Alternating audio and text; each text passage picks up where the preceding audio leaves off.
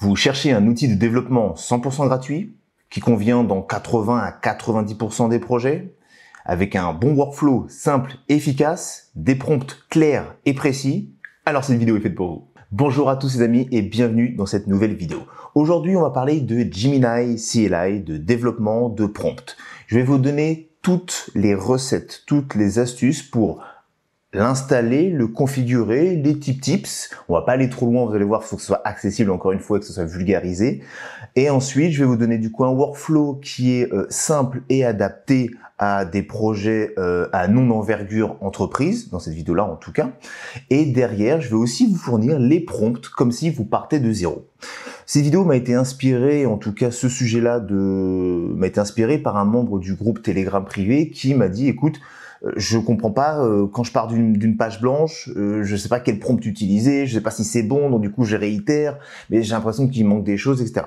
Je me suis dit, je vais vous faire une vidéo du coup assez complète sur cette partie-là, l'installation d'un outil gratuit, Gemini, et l'utilisation d'un workflow simple, et je vous fournis même les prompts que vous devez rentrer, que vous allez pouvoir récupérer et être utilisés pour générer un bon PRD et un bon fichier de contexte. Et avec ça, vous aurez des bases solides pour commencer votre projet ou continuer un projet déjà en cours.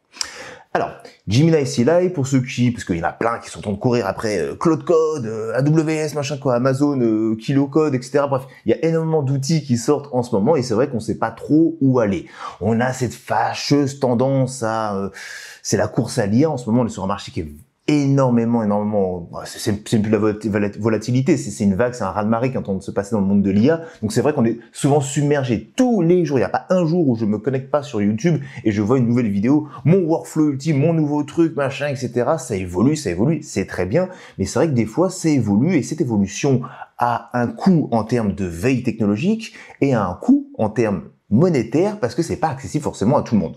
Et dans un monde où on est un petit peu écolo quand même, on veut faire attention, la consommation de tokens et l'optimisation des outils, il faut y penser maintenant. Parce qu'aujourd'hui, c'est bien beau, on s'amuse avec des curseurs et des Claude Code à 20 $ par mois, mais plus la technologie va augmenter, et ça je pense que c'est une vérité, plus les coûts vont augmenter avec. On voit bien qu'on est rapidement limité sur les petits forfaits. Et du coup, je pense qu'il y a une notion d'optimisation à prendre en compte et à prendre cette bonne habitude, voilà, de faire les choses bien proprement et en consommant le moins possible dès le début pour tirer au profit maximum des outils qu'on a. Là, c'est de l'open source. On a une version gratuite avec Gemini CLI. Donc, on est parti pour la présentation. Gemini CLI, du coup, vous avez le droit, il me semble, à 60 requêtes de modèles par minute et 1000 requêtes, du coup, par jour à Gemini. Ce qui fait, on va pas se mentir, c'est largement conséquent pour une code base qui n'est pas un projet qui a 10 ans de background. Mais quand vous commencez un nouveau projet et que vous faites pas 100% du vibe coding, vous voulez vraiment être assisté par l'IA de façon claire, carré et pas seulement que vous générez tout votre code comme ça pendant que vous fermez les yeux, ça suffit largement pour réaliser les tâches du quotidien. Et on va le voir en plus que je vais vous donner des petites astuces pour tout simplement réussir à avoir en gros une optimisation. Ok.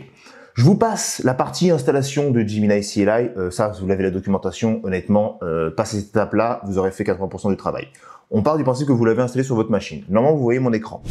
Alors oui, je sais, pour les amoureux du dark mode, ce n'est pas en dark mode, c'est en blanc, mais je me suis aperçu pour les biens de la vidéo que c'était plus lisible, il y avait plus de contraste au moment du montage et quand je lisais la vidéo. Donc je me suis dit, on va essayer le mode blanc. Donc les vampires, arrêtez de vous cacher les yeux, mettez vos lunettes de soleil et suivez le mouvement. D'ailleurs, une petite étude parenthèse, que moi je porte des lunettes normalement pour les efforts visuels. Là, pour les biens du montage avec les lumières et tout, j'en porte pas, sinon vous me verrez avec des yeux bleus comme ça tout le long, c'est pas très agréable. Mais c'est vrai que du coup, j'ai remarqué que le blanc, le mode light, du coup, me fatiguait moins les yeux parce que finalement le contraste était beaucoup plus marqué qu'avec un dark mode qui essaie d'assombrir. Ça fait moins mal en sorte de termes d'éblouissement, mais finalement l'œil apparemment, les scientifiques ont dit ça, je trouve à l'article, je le mettrai par là ou en dessous, disent qu'effectivement l'œil se fatigue plus longtemps parce qu'il doit plus forcé pour faire le contraste entre du sombre sur du sombre. Donc finalement, c'est contre-productif et on se fatigue beaucoup plus. Même si on a l'impression que c'est moins waouh, mais c'est pas la lumière en soi qui vous fatigue. Quand vous êtes dehors au soleil, vous n'êtes pas fatigué parce que le soleil qui vous éblouit. C'est ce qui est fatigant, c'est l'œil qui force pour essayer de contraster, ajuster. Parenthèse terminée. Dr Tim, il est parti. On lance du coup Gemini tout de suite, on rentre dans le vif du sujet. Alors, on va le voir, j'ai des petits dossiers. J'ai un dossier Gemini, on voit avec un dossier doc qui est vide pour le moment, et un dossier prompt, on va voir ça tout de suite. Normalement, moi je l'ai déjà installé, vous l'avez déjà installé, on tape la commande Gemini. Alors, je vais juste faire mes skis à gauche pour qu'on voit plus d'espace. Normalement, la première installation, vous allez être demandé de vous connecter deux façons, soit avec un compte Google, soit avec votre clé API. Moi, je vous conseille de faire simple, efficace, on prend un compte Google, c'est ce que j'utilise. Astuce numéro 1, attention, le compte Google que vous allez mettre sur Gemini CLI, là quand je vais taper des commandes, mon contexte va utiliser du coup Gemini 2.5 Pro. Au bout de la consommation, dès que j'atteins la limite, on repasse en mode 2.5 Flash, je crois. Donc c'est un modèle un peu moins puissant, qui est un peu moins deep, etc. La petite astuce pour essayer de gratter justement dans l'idée d'optimisation de consommation, c'est que moi je suis sur VS Code, mais ça marche aussi sur Cursor. Vous pouvez installer l'application, du coup l'add-on qui est du coup Gemini Code Assist Chat. Vous utilisez ce Code Assist avec un autre compte Google qui n'est pas celui de Gemini. Parce que attention, si vous connectez le même compte Google et que vous tapez des requêtes dans le Code Assist, ça va se défalquer de votre compte Google qui lui, du coup, ça va pomper, le CLI va pomper dessus et le contexte chat va pomper dessus. Du coup, ça va se décrémenter beaucoup plus rapidement. Nous, c'est pas ce qu'on veut. Donc la petite astuce, c'est de se connecter tout simplement. Si vous avez un limite, vous changez de compte tout simplement sur CLI en faisant un slash, par exemple, /hôte de mémoire. Et là, il va vous redemander comment vous voulez vous connecter. Quoi qu'il en soit, dès le début, faites-le. Vous connectez avec un compte A ici, sur la partie en gros Code Assist, et vous connectez avec un compte B sur la partie du coup CLI. Ça c'est fait, c'est la petite astuce numéro 1. On arrive, du coup, il va vous demander de choisir votre thème, etc. Donc ça, vous allez avoir quelque chose comme ça qui va apparaître à l'écran. Là, c'est totalement aléatoire, on s'en fout, on passe cette notion-là, vous voulez mettre le thème que vous voulez, ça n'a strictement aucune importance. Première astuce du coup pour optimisation des tokens avant de rentrer dans le vif du sujet sur Gemini, c'est que ici je vais l'utiliser pour rentrer tout simplement des prompts qui demandent pas un contexte. J'ai pas envie de m'amuser à chaque fois. On peut mettre du contexte. Vous avez vu, hein, je suis en mode agent ici. On peut le mettre en mode agent ou non. Et ici, je vais juste simplement le mettre du contexte. J'ai pas envie. Je veux juste ici lui dire en gros, ok, génère-moi des choses, ou fais-moi un search and replace. Je lui pose des questions tout simplement. Tiens, comment, voilà. Je communique avec elle, mais sans forcément rentrer trop dans le projet. J'ai pas envie qu'il modifie les fichiers du projet. Donc ça m'arrange bien. C'est vraiment des questions classique qui ne nécessite pas un modèle aussi performant que Gemini 2.5 Pro pour pouvoir y répondre. Et en général, du coup, ça fait quand même au moins, je pense que si vous faites le calcul, un prompt sur 3 pourrait être demandé n'a pas besoin de la complexité, de la puissance que offre Gemini ou un Claude Code. Donc, pensez-y, vous pouvez switcher entre les deux. Ça mange pas de pain, c'est gratuit, autant en profiter. Ensuite, vif du sujet. Donc j'arrive, je suis dans Gemini. Gemini utilise comme Claude Code, comme Cursor, un dossier de contexte, qui là on le voit qui est vide pour le moment, qui s'appelle du coup Gemini.md. C'est comme le Claude.md ou le Cursor.md ou peu importe, tous les rules. Ici, moi, par raison d'organisation, je mets tout dans mon point Gemini et je crée des dossiers à l'intérieur où tout sont rangés mes documents. Comme ça, je sais que je peux le partager. Je prends ce point Gemini et à chaque fois, je le transporte de projet en projet. À savoir que effectivement sur Claude Code, il faut le mettre à la racine du projet, mais Gemini est assez flexible là-dessus, ça fonctionne. Là, mon dossier .Gemini, il est vide. Il sert à quoi? Ça va être vraiment, on voit qu'il est chargé ici, qu'il a chargé un Gemini, donc il l'a bien identifié, il sait où il est, on est d'accord, dans mon point Gemini, donc il le lit bien. Ça va être vraiment le contexte global de mon application. C'est là, mais d'un point de vue technique, on ne parle pas encore du PRD, etc. D'un point de vue technique, tout ce que l'IA, dès que je vais faire un prompt, elle va utiliser ce fichier en entrée, le lire, avant de faire quelconque action que ce soit. Et du coup, c'est important d'avoir un Gemini.md qui est propre, sain dès le départ, et on va le générer ensemble, vous allez voir, mais surtout, je vous le rappelle tout de suite, ce document-là, il évolue, il est vivant en fonction du stade d'avancement de votre projet, des changements, des pivotages, etc. Peu importe ce que vous développez dans votre SaaS, il faut que ce document, il évolue en fonction des réponses de l'IA, des nouvelles choses que vous mettez une nouvelle feature, etc., une nouvelle stack, vous utilisez une nouvelle librairie, vous le mettez à jour ce fichier, s'il vous plaît. Ok, là pour l'instant il est vide et je vais même du coup pour l'instant le supprimer. Je vous mettais juste comme ça pour que vous puissiez quoi. Je vais le laisser, ça mange pas de pain.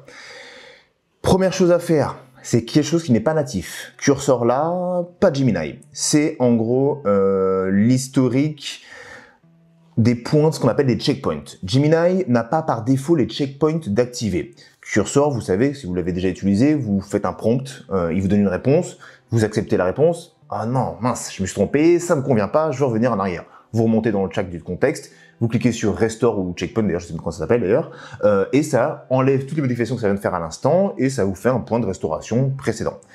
C'est la même chose, les checkpoints sur Gemini, mais ce n'est pas activé par défaut. Donc première chose à faire, vous avez deux options pour le faire. Soit vous l'activez pour la session, ce que je trouve un petit peu con, parce que dans tous les cas, on aime toujours avoir un petit backup, donc je vous le déconseille. Faites-le tout simplement de façon permanente. Et pour ce faire, c'est simple, on va créer un petit fichier settings.json, juste ici, et à l'intérieur, on met la petite commande, je vous laisse un petit peu afficher à l'écran, on met checkpointing et on active ces fonctionnalités à through.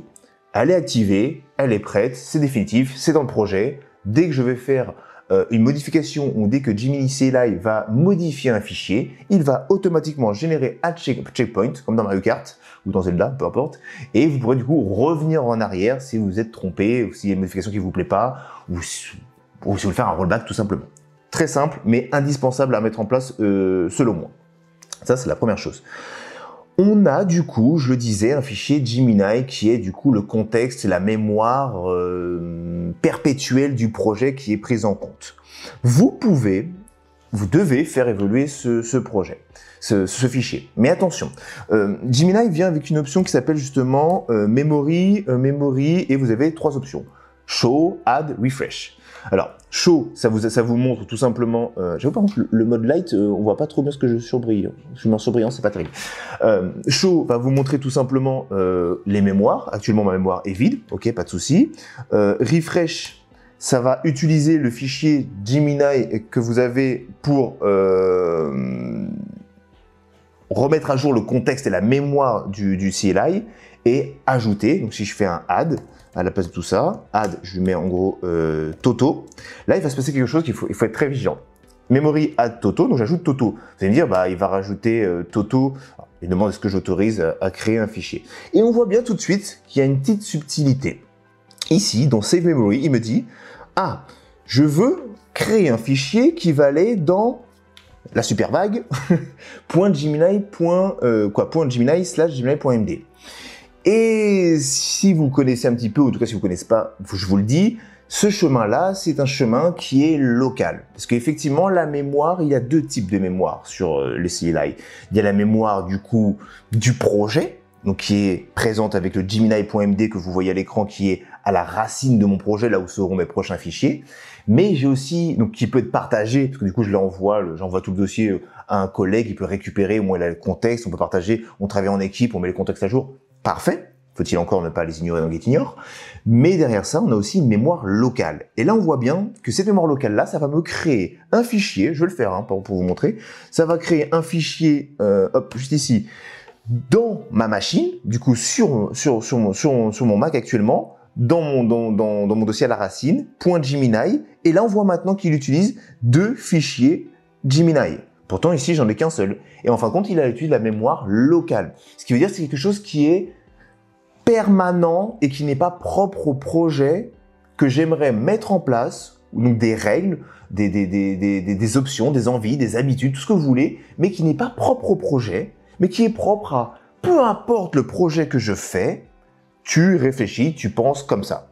Et c'est ce fichier-là qu'on va pouvoir venir rajouter. Ça fait deux contextes. Là, on voit bien qu'il a deux fichiers de contexte. À présent, si je fais du coup un memory show, normalement, il va me dire qu'il a bien deux fichiers, contient deux fichiers. Donc, un fichier qui est dans Gemini, ça c'est le fichier du coup qui est sur ma machine, que je viens de créer, le Toto. On voit bien ici qu'il est sur la petite esperluette là. Hop. Et le deuxième fichier, c'est le fichier du coup Gemini.md, hop, qui est ici, bah, qui est vide, mais du coup qui est ici. Ok. Petite parenthèse rapide, si tu veux intégrer l'IA dans ton SaaS, mais de façon vraiment utile, que ce soit dans ton produit ou dans ton process de développement, je t'invite à cliquer sur le premier lien en description. On t'offre un diagnostic stratégique 100% offert. Tu viens avec ton projet, on t'aide à identifier les bons leviers IA, sans complexité, et ça que tu bosses avec nous ou pas par la suite. Ensuite, par acquis de conscience, quand vous faites une modification sur votre fichier, on va dire Gemini, bon là il est vide, vous faites une modification, vous mettez à jour parce qu'il est vivant comme je vous l'ai dit, pensez bien toujours à faire un memory refresh pour que, hop, Gemini sache et se dise voilà, j'ai chargé du coup 138 caractères depuis 2 fichiers. Donc il a pris potentiellement du coup ce fichier-là plus l'autre fichier. Voilà, c'est fait. Mais là, attention, moi je n'utilise pas la mémoire interne aujourd'hui de la machine. Je n'utilise pas les fichiers Gemini en local, j'utilise uniquement les contextes par projet. Je trouve que chaque projet est unique et pendant ce temps, je ne trouve pas pertinent, je n'ai pas encore trouvé, en tout cas, dites-le moi en commentaire si vous en avez une utilité, à avoir quelque chose qui est propre à l'ensemble et à 100% des projets que j'utilise avec, en tout cas, Gemini, au point d'en faire un fichier commun qui pourrait être appliqué. Il y a trop de spécificités dans les projets, et pour l'instant, je n'ai pas encore trouvé cette chose-là. Mais voilà. Moi, pour être tranquille, je vais, là vous le voyez pas, mais je fais un RMRF Gemini, et du coup, normalement, je vais refresh. Gemini, il me dit qu'il utilise encore 2 fichiers. Est-ce que je l'ai présent? Hop, je vais juste le virer. Parfois, pour virer, il faut quitte, donc un /quitte pour quitter le CLI, et on le relance. Quand vous faites des grosses modifications comme ça sur le contexte, ça mange pas de pain. Là, on voit en plus que j'ai tellement refresh, j'ai tellement tout quitté qu'en gros, là, il me demande même de me reconnecter. Donc, je vais dire oui, je me reconnecte de mon côté avec mon compte Google, comme je vous le disais au début de la vidéo, et on enchaîne. Alors, maintenant, je pense qu'au niveau, on a vu les checkpoints, on a vu l'installation, les commandes de base, etc. On va pas trop s'embêter avec ça, c'est des choses assez simples. On a des astuces, des commandes pour en gros compresser aussi la mémoire, etc. C'est des choses qu'on rentrera plus longtemps, on fera vraiment un deep dive dedans, comme on ira en profondeur dans ces choses-là quand c'est pas l'objet de la vidéo. J'ai pas envie que ce soit imbuvable et que ce soit encore en gros beginner friendly, comme on aime bien dire. Donc on va rester là-dessus. Maintenant, donc ça je vais supprimer, ça c'est bon. Maintenant on voit bien, voilà, j'ai refresh, j'ai redémarré, j'ai bien un fichier .md qui est pris en compte, c'est celui-ci. Maintenant ce qui va nous intéresser, c'est que je pars d'une feuille blanche. Ça c'est le contexte. On a un outil, il est gratuit, je peux l'utiliser. Timothée, qu'est-ce que je dois taper comme prompt pour commencer mon projet? Vous avez une idée pour votre SaaS, vous savez pas par où commencer. Le point d'entrée, c'est votre PRD, ok? Vous le voyez à l'écran, je vous l'affiche, je vous ai spoil. Ce sont les prompts, je vous ai préparé des prompts pour du coup générer ce fameux PRD, le Product Requirement Document. Aujourd'hui, on le sait, on l'a vu, vous devez être du coup des PM, d'accord, des Product Managers. On est en train de demander à l'IA d'effectuer des choses. On est en position, vous avez cet aspect développeur, c'est parfait, vous avez des compétences. Maintenant, il vous faut un aspect un peu organisationnel. Vous savez tout ce que fait, si vous travaillez dans une société, tout ce que font les gens au-dessus de vous, du coup les PM, etc., les chefs de projet, les CTO, ils organisent les projets, ils définissent les stacks techniques, etc. Ça, maintenant, si vous êtes solo dev ou infopreneur, ou vous voulez développer votre produit de votre côté ou votre coder, peu importe, vous devez avoir cette notion-là et du coup, il vous faut du coup ce fameux PRD. Et c'est vrai que c'est un peu compliqué quand on n'est pas du domaine de trouver comment créer un bon PRD. Parce que c'est vrai qu'on dit bon, mon PRD, c'est la description de mon projet de base, etc. Mais c'est vrai qu'on commence à manquer de subtilité quand on aborde ce sujet-là. Et maintenant, je vais vous donner du coup les clés. C'est grâce à ça, je vous ai créé du coup, je vous donnerai tout en ressources sur le GitHub repo. Je vous mettrai ça en lien dans la description de la vidéo, n'hésitez pas. Je vous mettrai du coup ce PRD template. Il est ultra simple à mettre en place. On va le parcourir ensemble très rapidement. Bon. C'est un prompt. Ce que vous voyez là sous vos yeux ébahis, c'est un prompt que vous allez envoyer à votre IA préférée. Claude Code, Cursor ou même Gemini. On l'a dit, on va utiliser Gemini. Vous envoyez ça à qui vous voulez. Vous envoyez ce prompt, ce pavé avec 2 modifications à faire. La première modification, c'est forcément tout ce qui est entre petites étoiles comme ça. C'est-à-dire en gros, quel est mon produit et ma feature. Donc du coup, de quoi parle mon projet? Qu'est-ce que mon projet?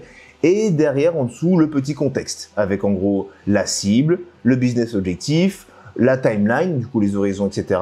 et la plateforme. C'est pour une application mobile, machin, etc. Moi, je l'ai déjà rempli pour les biens de la vidéo. On va du coup faire une application SaaS qui permet aux utilisateurs de créer des liens profonds, des deep links. Ok, petit clin d'œil à ceux qui ont reconnu à qui je faisais allusion. Derrière ça, c'est du coup, j'ai juste précisé que je veux que ce soit du coup une SaaS web qui est faite avec Next.js. Ok, la cible c'est le YouTuber. L'objectif, en général, c'est le pain, c'est la douleur. Bah là, je veux du coup booster les clics. On va dire c'est ce qui est comme problème. Timeline 4 à 8 mois. Vous avez simplement ces lignes-là à remplir. Suite à ça, Ce prompt-là, il est généré, il est fait. On voit bien que tu es un expert manager, un PM du coup avec plus de 10 ans d'expérience, qui va écrire en gros quelque chose de ultra propre, ultra quali. Et on voit, si on déroule un petit peu, en gros, bah voilà, quel est le problème, les objectifs, les use cases, les fonctions, il y a tout, l'UX, la stack technique, voilà. Il va générer tout simplement tout ça, d'accord? Donc ce que je vais faire, moi je l'ai rempli, je vous le donnerai, vous inquiétez pas. Je le prends, je le copie, j'ouvre du coup mon fameux Gemini et je lui balance tout simplement ce prompt-là. Boum. On va le laisser mouliner un petit peu. Pendant qu'il mouline, l'idée c'est, en partant de ce template-là, avec ce prompt-là, c'est que vous avez une base qui est saine, qui est carrée, pour vous générer le PRD. Le PRD, ensuite, on va le voir une fois qu'il sera généré, il va du coup être structuré de façon ultra propre, ultra correcte, ultra lisible, et il va nous permettre tout simplement derrière de pouvoir, par la suite, alimenter. On va demander à l'IA avec un autre prompt que vous voyez juste au-dessus qui s'appelle du coup Context Template. Lui, on va, grâce au PRD qui est propre, normalement, on va dire à l'IA, on va lui donner un autre prompt. Ok, maintenant mon PRD, il est carré. Utilise le PRD pour me générer un contexte d'application, donc de générer mon dossier Gemini.md de façon ultra précise, ultra pointue et qui correspond bien à mes attentes. Voilà, il m'a bien généré du coup le document, j'avais juste cut pour éviter du coup que, que vous attendiez trop longtemps, mais du coup le document est ici, il est présent. Voilà, PRD deeplinkgenerator.md. Donc ça c'est ni plus ni moins mon PRD, ni plus ni moins, il est quand même assez balèze. On voit qu'il a quand même des choses, il remplit tous les critères tout simplement, hein. Tout est rempli pour savoir. Forcément, en fonction de votre niveau de connaissances, etc., vous allez du coup regarder, modifier des choses, si ça vous paraît juste, pas juste, la stack technique, qu'est-ce qui nous met par exemple un dashboard, parce qu'il part de ce principe-là, l'utilisation, l'authentification, on est d'accord, deep link creation, basic analyse, custom URL, ok, ça me paraît pas mal. Qu'est-ce qu'il m'a mis d'autre au niveau de l'UX? On lui a rien précisé, mais bon, il a l'air de faire un truc généraliste. En Fontaine, on utilise bien Next.js, on est OK. Donc voilà, il y a des choses, il faut les lire, les API, est-ce que les API qui nous intéressent qu'il a défini nous intéressent, ou on a d'autres API qu'on préfère. Ça, c'est vraiment à nous de voir. Mais au moins, ce document, la première brique, elle est posée. On sait que ça, c'est une base solide pour travailler avec l'IA, et que si Uni vous donnait ça à n'importe quel modèle d'IA comme contexte dans votre fichier du coup Gemini, c'est déjà pas mal. Mais on va voir qu'on peut faire mieux, parce que là, on a juste généré le PRD et on n'a pas envie de donner ça, c'était un petit piège, à justement notre contexte, parce qu'il y a des choses qui ne nous intéressent pas. Le fichier de contexte Gemini.md qui va être généré dans quelques instants, ce fichier-là, il doit uniquement contenir des informations qui ont en lien avec le développement ou le processus de développement. Par exemple, la partie sur mon PRD, je marque les objectifs, les KPI, les trucs de marketing, dans notre contexte de développement, on s'en moque complètement. Et vous allez voir, du coup, c'est ça la puissance du prompt que je vais vous donner justement, c'est que vous allez pouvoir, du coup, c'est un template de prompt qui va vous permettre du coup de passer à l'étape suivante. Première étape, générer un PRD propre. On prend le template, on remplit les deux informations, on fait générer avec notre outil préféré le PRD, notre PRD est prêt. Maintenant, on va utiliser ce PRD sain pour pouvoir générer notre fichier Gemini.md. On est parti. Alors, contexttemplate.md, je l'ai appelé. Ce fichier-là, il va nous permettre du coup de nous générer notre Gemini.md. On va le voir. Qu'est-ce qu'on lui demande? Que c'est un expert en PM avec 10 ans... non, pardon, je me suis trompé de truc. C'est un expert en lead qui va du coup extraire les données justement du PRD qu'on vient de voir pour me créer un fichier bien précis Gemini.md. Et les instructions que je vous disais juste avant, il faut extraire uniquement les informations qui ont un impact sur le développement. Nous, on veut que ça. Le marketing, les machins, que vous utilisiez HubSpot derrière, etc. On s'en moque. Nous, ce qu'on veut, c'est d'un point de vue développement, tout ce qui va être pris dedans. Donc, le fichier va faire ce travail pour vous. Je vous laisserai encore une fois le parcourir, mais en tout cas, on se concentre sur l'aspect stack technique, les techniques et tout ce qui est en lien, encore une fois, avec le développement. Attention, petite subtilité, ici, vous pouvez lui donner du coup, on va lui donner à Gemini là, le lien, le chemin vers mon fichier. Alors nous, notre fichier à nous, il est à la racine, si je dis pas de bêtises, ouais, il est là. Donc il s'appelle, il a changé de nom pour la démo, hop, donc je vais lui dire ça, PRD template, hop, je le reprends mon contexte, et ici on va simplement lui passer le chemin avec le bon fichier. Ok, on est bon, le reste, on a donc 2 choses à remplir. Les instructions, elles ne bougent pas normalement, à moins que vous vouliez mettre autre chose de vraiment très précis. Derrière, on a aussi du coup le fichier à remplir, et derrière, la phase dans laquelle vous êtes. Bon, est-ce qu'on est en phase de MVP, de machin, etc. Moi, on va dire qu'on part du principe, on est en MVP stage. Voilà. On va rester simple. Je prends du coup tout ça. C'est un prompt, on le rappelle. Donc ça va me faire tourner en local pour qu'on ait accès au fichier. Sinon, si vous travaillez avec du Cloud Code ou sur ou ChatGPT-4 sur Internet, sur votre browser, vous prenez ce prompt-là et dans la partie MyPRD, vous mettez simplement toute votre PRD. En termes de lignes, faut voir si ça passe ou pas, mais normalement, ça devrait passer. Nous, on s'en fiche, on est sur Gemini, je balance le prompt. Alors à la fin, oui, j'ai laissé un petit truc pour customiser la requête. Si on veut vraiment se focus sur le back-end, l'API développement, la mobile first, on peut mettre ici des choses. Là, je vais pas le mettre. D'ailleurs, je vais faire ça. Je vais le remettre ici. On va enlever le request pour l'exemple. Ça sert à rien, on va pas l'embrouiller. Et du coup, je lui passe mon petit... Ah, je l'ai pas enregistré, je crois. Voilà, je lui passe du coup mon petit document. On va le laisser travailler et on se retrouve dans quelques instants. Voilà, ça y est, il a terminé. Il me demande du coup est-ce que j'accepte du coup la création du fichier .gemini.md. Je lui dis oui, je confirme. Ça finalise et normalement le fichier gemini.md. Donc je vais fermer tout ça. Hop, hop, boum. Mon fichier, hop, je vais masquer ça aussi pour vous. Tac et tac. Mon fichier hop, Gemini.md est bien généré avec un petit prompt. Alors, allons voir ce qu'il nous a fait. Gemini développement contexte AI assistant. Ok, voilà. Et là, du coup, on a un contexte d'application qui est, comme dirait mon pote, picobello. Il est parfait. Architecture, stack technique, Next.js, Node, machin. Tout est là, tout est propre, tout est conforme, tout est carré. On donne même des TypeScript interfaces, comme on donne des exemples de code. Donc c'est très bien, encore une fois, c'est ce que je vous disais. Les endpoint API nous proposent des choses, etc. L'architecture des fichiers, parce qu'on va sur du Next.js, donc il a compris comment ça marche en général. Alors est-ce qu'on a un app, peut-être qu'on n'a pas l'application folder app, mais ça sera précisé plus tard. Les scopes, on a un MVP, donc peut-être se concentrer sur ci, sur ça. Voilà, on a tout ce qu'il faut pour démarrer le projet de façon carrée et ultra propre. Et ça nous a pris quoi? En réalité, on sort du contexte des explications, vous prenez ce fichier .template, vous modifiez ça, vous avez un PRD carré. Vous prenez ce document-là, vous donnez le lien à votre PRD, ça m'a pris, je crois, si je regarde bien, ça a tourné pendant, je crois, 25 secondes. Laissez-moi voir. Ça a pris combien de temps, je sais pas.